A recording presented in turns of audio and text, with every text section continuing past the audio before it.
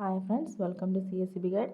അപ്പോൾ ഇന്നത്തെ വീഡിയോ എന്ന് പറഞ്ഞാൽ നമ്മുടെ പ്രീവിയസ് ക്ലാസ്സിൽ നമ്മൾ കുറച്ച് സെക്ഷൻസ്, അതായത് സെക്ഷൻ 1 to 15 റൂൾ 1 to 15 നമ്മൾ പഠിച്ചു. അപ്പോൾ ആ സെക്ഷൻസിൽ ഉള്ള ബേസ് ചെയ്തിട്ടുള്ള ക്വസ്റ്റ്യൻസാണ് ഞാനിന്ന് ചോദിക്കാൻ പോകുന്നത്. അപ്പോൾ നമ്മൾ എക്സാം എഴുതുമ്പോൾ എങ്ങനെയാണ് നമുക്കൊരു ക്വസ്റ്റ്യൻ കാണുമ്പം ആൻസർ മനസ്സിലേക്ക് വരുമല്ലോ.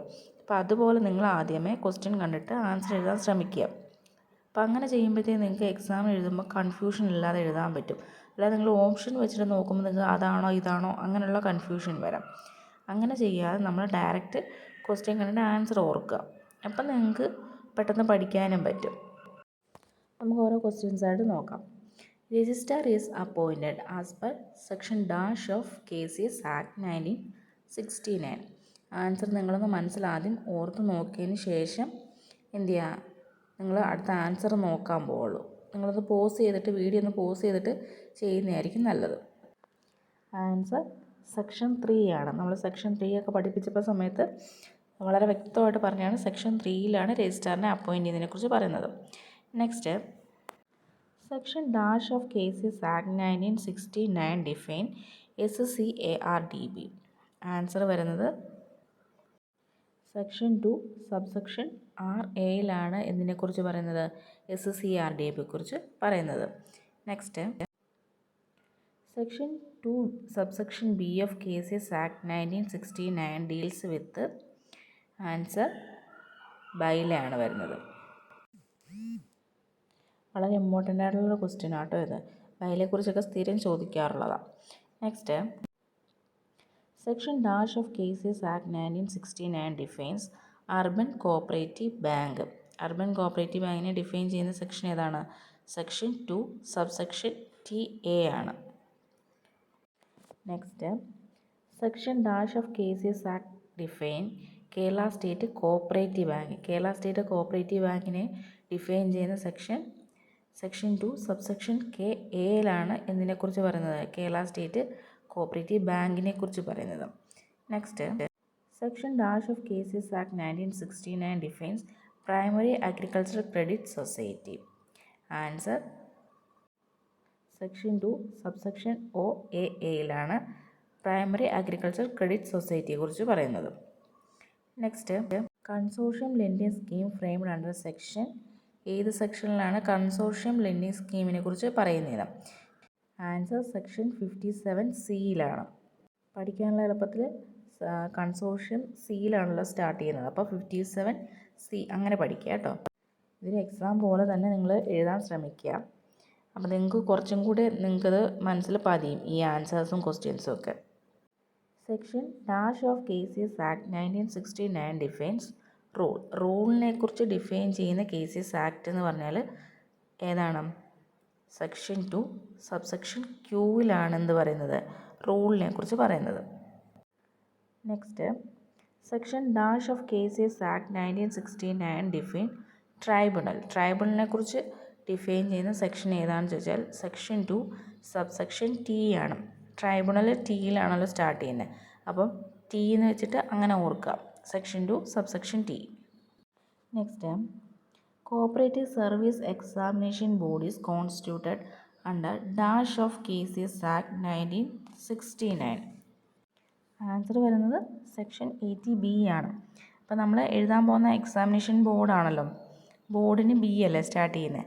അപ്പോൾ അങ്ങനെ 80B അങ്ങനെയൊക്കെ നിങ്ങൾ എന്തെങ്കിലുമൊക്കെ കണക്ട് ചെയ്തിട്ട് സെക്ഷൻസൊക്കെ പഠിക്കാനുള്ള എളുപ്പവഴി നോക്കുക. അല്ലെങ്കിൽ നമുക്ക് സെക്ഷൻസ് ഒരുപാടാകുമ്പോൾ ബോറിംഗ് ആവും, ഇൻട്രസ്റ്റ് ഇല്ലാതാവും. അങ്ങനെ വരാതിരിക്കാൻ വേണ്ടി ഇങ്ങനെയുള്ള ചെറിയ ചെറിയ കോഡുകളും കാര്യങ്ങളൊക്കെ വെച്ചിട്ട് പഠിക്കുക കേട്ടോ. Next, section dash of KCS act 1969 define state cooperative election commission. State cooperative election commission ഏതാണ്? സെക്ഷൻ 2 സബ്സെക്ഷൻ RCയിലാണ് ഇതിനെക്കുറിച്ച് പറയുന്നത്. Next, society other than an apex or central society which has it's principal object the raising of funds to be lent to its members is. Answer primary credit society. Next, section dash of cases act 1969 defines urban cooperative society. നമ്മൾ മുമ്പേ ചോദിച്ചത് എന്താണ്? Urban cooperative bank ഏതാണെന്നാണ്. അത് section 2 subsection T A ആയിരുന്നു. ഇത് urban cooperative സൊസൈറ്റിയാണ്. ഇതിൻ്റെ answer വരുന്നത് എന്താണ്? Section 2 subsection T A A ആണ്. 2 എ വരുന്നുണ്ട്. ഒരു എ വരുന്നത് കോപ്പറേറ്റീവ് ബാങ്കും അർബൻ കോപ്പറേറ്റീവ് ബാങ്കും, ഡബിൾ എ വരുന്നത് എന്താണ്? അർബൻ കോപ്പറേറ്റീവ് സൊസൈറ്റിയാണ്. അത് തമ്മിൽ തിരിഞ്ഞു പോകരുത്. Next, dash means an apex society having only PCRDB as its members ആണ് കേട്ടോ. And functioning in accordance with the provisions contained in the Kerala state cooperative agriculture and rural development bank act 1984. ഇത് നമ്മുടെ previous ക്ലാസ്സിലെ base ചെയ്തിട്ടുള്ളതാണ്. അപ്പോൾ അതിനകത്ത് ഈ ഒരു പോയിന്റ് ഞാൻ പറഞ്ഞിട്ടുണ്ട്. അപ്പോൾ ആൻസർ വരുന്നത് state cooperative agriculture and rural development ബാങ്കാണ്. Next, rules dash of KCS act and rules 1969 defines cooperative member relief fund. Answer rule 2 subsection A എയിലാണ് ഇതിനെക്കുറിച്ച് പറയുന്നത്, കോപ്പറേറ്റീവ് മെമ്പർ റിലീഫ് ഫണ്ടിനെ കുറിച്ച് പറയുന്നത്. Next, dash means a society have the whole of the states as its area of operation and having as its members only other societies with similar object and declared such by the register. അതായത് ഒരു സൊസൈറ്റിയുടെ area of operation എന്ന് പറയുന്നത് all of the സ്റ്റേറ്റ്സും അതുപോലെ അതിൻ്റെ members എന്ന് പറയുന്നത് similar ഒബ്ജക്റ്റുള്ള മറ്റ് സൊസൈറ്റികളുമായിരിക്കും. അങ്ങനെയുള്ള സൊസൈറ്റി പറയുന്നത് എന്താണ്? അപ്പെക്സ് സൊസൈറ്റിയാണ്. Next, decree means any order, decision or award referred to in section dash of KCS act. Answer section 76. Next, section dash of KCS act 1969 define DCA. DCA കുറിച്ച് define ചെയ്യുന്ന section ഏതാണ്? Section 2 subsection HB ആണ്.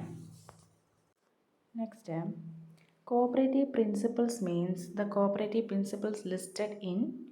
ഇത് നമ്മളെ schedule ഏതാണെന്നാണ് ചോദിക്കുന്നത്. Answer schedule 2ലാണ് നമ്മൾ എന്തിനെക്കുറിച്ച് പറയുന്നത്? Cooperative പ്രിൻസിപ്പിൾസിനെ കുറിച്ച്. നമ്മൾ ഫസ്റ്റ് ക്ലാസ്സിൽ ഇതിനെക്കുറിച്ച് പറഞ്ഞിട്ടുണ്ട്.